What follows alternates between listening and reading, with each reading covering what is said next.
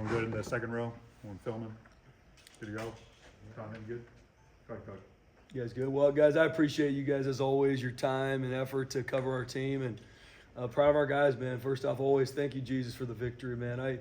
I believe that you work like it depends on you, you pray like it depends on God, and you just keep chipping away, keep chipping. I've talked to our team about just continue to pound the rock, and maybe you don't always see goal, but you got to keep working. You got to keep working. You got to keep growing. And you see that. And I really believe that if you trust the Lord, you work hard, and you trust your process, like it's going to improve. Not always in the time we all want it. I'm just talking life in general. Life is not rainbows and butterflies. Life's hard. But if you continue to trust the Lord, you put your head down, you work, you will grow. And better times are coming, and the best is still to come. So I'm proud of our team. We've been through a lot. We've learned a lot. And I think tonight you see when a team that loves each other, cares about each other, and continues just to work. Doesn't matter what people are saying. Doesn't matter what people think you are. You just go to work. And it showed tonight. There's still going to be a lot of things on film that we got to fix and grow. And we're going to even be better than we were tonight. We have to be. We have to be. We got to be better next week against Nevada than we were tonight against UNLV. That's college football. You see that across the board. The second you take your foot off the gas, it is at that point you're going to be in trouble. You're going to get caught slipping, and that's what we can't have happen. So we got to handle success the right way now too. And so, but I'm just proud of our guys. I mean, Bronco Nation was elite tonight or this afternoon, going out there, the blackout. I mean, it was awesome. I mean, and we put a premium on playing at home. And I talked to our team on Friday with my team meeting that what matters most to you, you protect. If it doesn't matter to you, you don't protect. That's just life in general. What matters most, you protect. And when we go on that field, yes, it's a blue field. We don't protect that field. We protect this community. Like that matters to us. We talked about this community and how much they save their money to come watch you. What do you want that to look like? And then how much do your teammate matter to you? How much do your brothers matter to you? Because we put a premium on team is always greater than me. Team is always greater than me. And I think that showed tonight. And I'm proud of our guys battling. Yes, there's some mistakes we made in the game. And we talked all week, don't let them off the hook. Don't let them off the hook. Don't let our penalties or mistakes let them off the hook. Stay in the fight. Stay in the fight. Stay in the fight. And you can see that. I think we had a really good second half. Still a lot to clean up, but we had some mistakes, but I'm proud of our guys battling. Man, in all three phases, you can see us growing. When you watch the film, there's going to be a lot of things to fix. But, man, in all three phases, we grew, and I'm proud of that. So I'm proud of our team growing. We got a big one this week against Nevada, and we got to stay on that track. We just got to keep swinging. We got to keep pounding the rock, and I'm proud of our guys. Coach Dylan Riley, first 200-yard game. Just how would you put into words what he means to this program? Yeah, I mean, we've talked about Dylan Riley before because of the impact he's had on this team in regards to him running the football, but he's an impact in how he works. I mean, all three of those running backs, him, Sire Gaines, Malik Sherrod, James Montgomery does a great job with him, and they study. We put a lot on our running backs, and he's relentless. No matter if it's a bad game, good game, seeing him continue to grow. And the thing about Dylan is our O-line had a good game tonight, man. They imposed their will and continue to grow. There's some things that we need to continue to grow in. But the second Dylan Riley gets some daylight, that thing's probably gone. He's got that kind of juice. He's got that kind of speed. And I know as a defensive coach, that will keep me up at night because you know the second he touches the rock, if there's air, it could be out. You talk a lot about growth. When it comes to today's game, how nice was it to see in the game Amarian with those two penalties and then ends up getting a pick six, and Malik Sherrod muffs a kick and then ends up scoring in the second half? Is that kind of encapsulating what you're talking about in terms of players just learning from their mistakes and growing? Yeah, absolutely. I mean, first off, we got to make sure those mistakes don't happen, right? We got to learn from them so they don't happen again. But I think, Malik Sherrod, that's a huge play in the game. Not only is it a turnover, they're in the red zone and they go down and score. I mean, it's something we can't have happen. But we trust Malik. I believe he's one of the best returners in the country. And you could see we had an explosive return on kickoff return today because of him and because of a lot of the blocks in front of him. So we trust him, but those mistakes happen. Then he comes back and has a touchdown on offense, right? Amarian, he's been through a lot this week. I'm not going to get, but he's been through a lot. And I'm not okay with the personal foul. He's had that before, game one. But what I am proud of is him not going to the tank and him learning and then coming out and playing really well and coming out being a good teammate. Now, we got to learn from the mistake to make sure they don't happen again. And that's on us as a staff to make sure we get it fixed. But I am proud of his response. I'm proud of him not going to the tank and proud of him coming out and playing really well in the second half. with Amarion and that penalty with the fouling, you take him out for a couple of drives. Is that indicative now with how these kinds of penalties will be treated going forward for the team? Yeah, I mean, there's going to be repercussions for personal fouls, and every single one of them are different, right? And I look at sometimes roughing the passer. If it's bang bang and our guys are playing hard, I can live in that space. But for ones that are completely just lack of discipline, yeah, we're going to take them out so they have time to think about it. And at some point, there's got to be a repercussion when you go against the standard of what we do. But what I am proud of, like I said, is even when he was out, he was still locked in and he learned from it. And I even had a good conversation with him. Hey, make the decision. Are you going to be a part of this team and do this the right way or not? And he did. And I'm really, really, really proud of Amarion for doing that. He's now had 3 interceptions in the last 4 weeks, 2 of which he returned. You know, how well is he reading quarterbacks right now? Guys, Amarion McCoy, when he is doing what he's supposed to do, playing within the schemes, and not letting an opponent get him out of that, he's one of the best corners we've had. Now, he's not when he leaves that space and gets frustrated and does things he shouldn't. But when he's in character and doing what I know he is capable of and what God's made him to be, I mean, he's really, really good. And we need every bit of that from him. Now, we just can't have these laps because you can tell me he could lock anybody up. What have you learned from Amarion's journey in terms of, clearly it takes effort and trust and things like that, but it also takes a lot of patience, but you can see the reward of that patience paying off at times too. Yeah, I think that's, as a coach, every young man's different.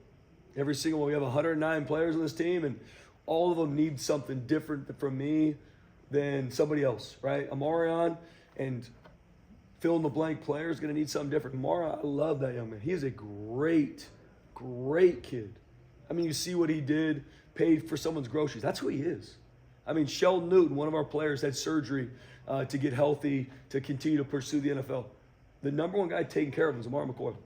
I call him, I'm getting Sheldon some medicine, helping him, because he's a great kid.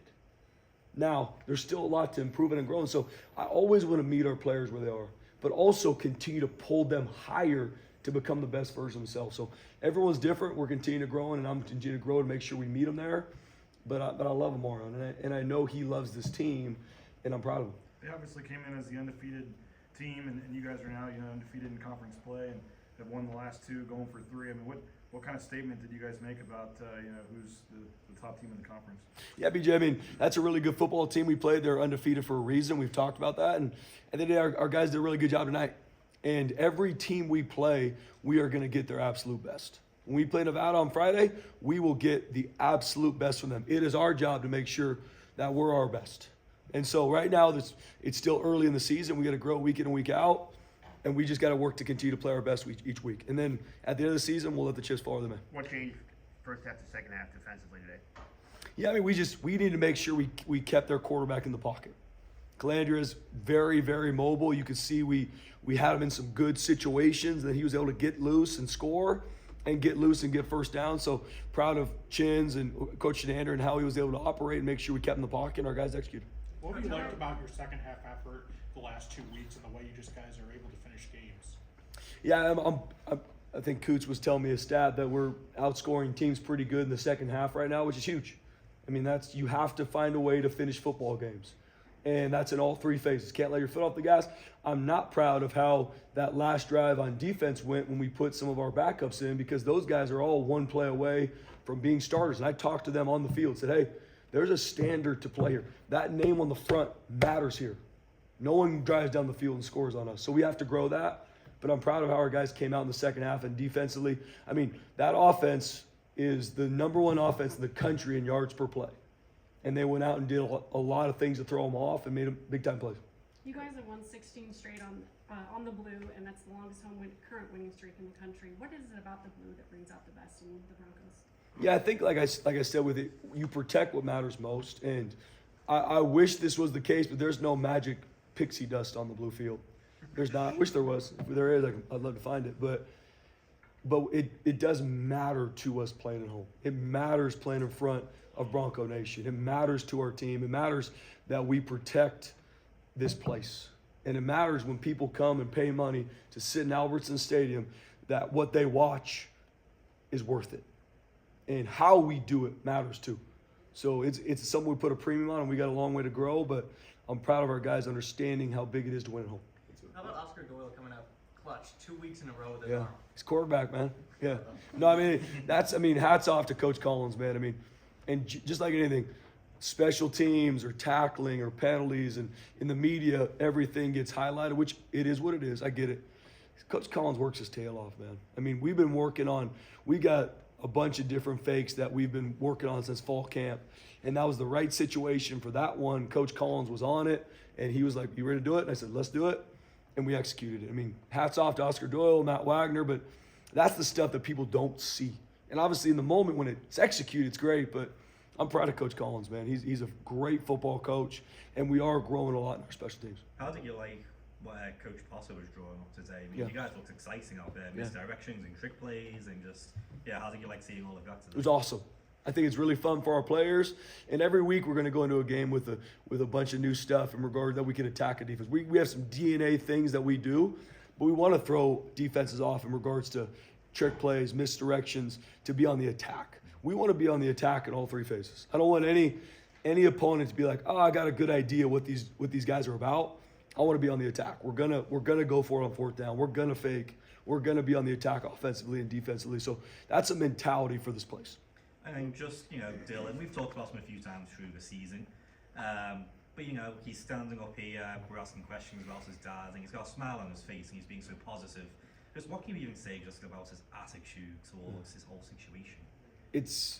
I got so much respect for Dylan Riley. I mean, my dad's sitting right here. I don't know what that's like, and can't imagine what that's like. And a young man that, even through one of the hardest moments of his life, one of the hardest things you'll ever go through, he's been a great teammate, never been late to anything, still works his tail off, no excuses. That's uncommon. That is uncommon. And he deserves all the credit. He's a great young man. He's got a phenomenal mom. And his future is so bright here because of who he is as a person. Why does it seem to work when he's on the field? I mean, 15 carries for 201 yards is ridiculous, and he's kind of entered this status where you if he's on the field, you watch. Mm-hmm. Yeah, I mean, we got weapons on this team. We got to continue to find ways to use them. And Dylan Riley's a weapon. And our offensive line created a lot of movement at the point of attack. I mean, you could see it. They create a lot of movement, a lot of holes at the point of attack. And Dylan Riley, like I said, if there's air there, he is hitting it, and it is on. That's who he is. And Sire Gaines can do that. Malik Sherrod can do it. But Dylan Riley right now is playing at a really, really high level. What about seeing Chris have his moments too? That catch that he had over the downfield, Big time. about as good as any you've seen here, Yeah. probably. That was a big time catch from Chris, and I love Chris. I mean, I love that young man. Seeing him continue to grow last season, this season, some things that we want him to continue to grow, and him continually staying in the fight, growing, taking coaching. That's a big time moment. That's a big time catch. And then on the sideline, I was so proud of Chris today, loving on his team, and he's done that. So he's growing, man. He's got all the talent in the world. I'm proud of the trajectory he's on. Now he's got to continue to stay on it. But I'm proud of Chris, man. He could play this game for a long time if he continues to grow. Coming into this week, you mentioned Thomas, the running back, a number of times, and averaging 9 yards of carries, averaging over 10 yards of carry on first down. And I know it's hard to contain everybody on defense. I get that. He had 11 carries for 38 yards. How much did that It's huge. lead you guys to success? I mean, we talk a lot offensively that a mentality of our team's running the football. On the flip side, the number one thing defensively, stop the run. And our guys did a really, really good job. Some missed tackles on some perimeter plays, especially with the quarterback, that we got to clean up. But our guys understood what time it is, and they did a really good job stopping them. Why do you think you guys were so explosive today? I mean, talk about how explosive UNLV is, number one in the country, and you're the team that averaged a ridiculous 9.8 yards per play on offense. So why do you think it all clicked today? Yeah, I mean, we went into the game. I mean, the two biggest stats are the turnover margin and explosive plays, and those are things we put a premium on, especially on offense. It's not always going to be perfect, but if you can stay in the fight, continue to wear guys out, don't have self-inflicted negatives, penalties, missed assignments, lack of physicality, you're always going to give your shot to be explosive. And that showed up. And then on the flip side, even though UNLV had some explosives, our guys was able to tighten it up and make big plays when they needed to on defense. Ben Ford looked pretty frustrated when he was coming off. I don't know. Yeah, we're going to continue to look at it, BJ. I don't know exactly what it is. I'm sure we're going to get it looked at, but didn't look great. It didn't look great. Does the short week now turn your attention to Nevada? Yep. At least it was- I got about 13 more minutes on UNLV, and then it's Nevada. No, I mean, it's a big-time league opponent on the road, short week, and I absolutely know we will get their very best, and it's our job to make sure they get ours. Maddox real quick. Early in the game, ball deflected pick. Comes back, there's 4 touchdowns and 14 completions for 253 yards. I mean, it doesn't really get much more efficient than that. What do you think of the way? Yeah, we started a little bit slow in our pass game. Really efficient run the football. Started a little slow with our pass game, but Maddox is a relentless competitor. I mean, he's banged up. He's rushing. I mean, I'm begging him to slide, and he's in there spin moving and running dudes over because he's a competitor. He loves this team, trains his tail off, beat up, banged up, still finds a way to win and compete, and I think the world of Maddox for that. I think maybe it was the last game or game before, you talked about how maybe there were a couple downfield throws, and he's got to trust his protection and things like that. And I mean, yards per attempt, they're off the charts. But like, what do you think of the way that he did that? And giving some of his guys downfield a chance to go make He a did. play. And that opens up what we do offensively. We could take the top off. And we did it today. We had a big-time throw to Chris. One of them was to Cam. I mean, there's probably a couple others that I'm even forgetting, just to be able to loosen up a defense when everyone's trying to stop the run. And that's how we can become explosive. And so, proud of our protection. A couple of times it got a little loose, but overall offensive line played really well tonight. And even the slow start that Maddox kind of had, he's such a competitor that he stayed on it. Thanks, guys.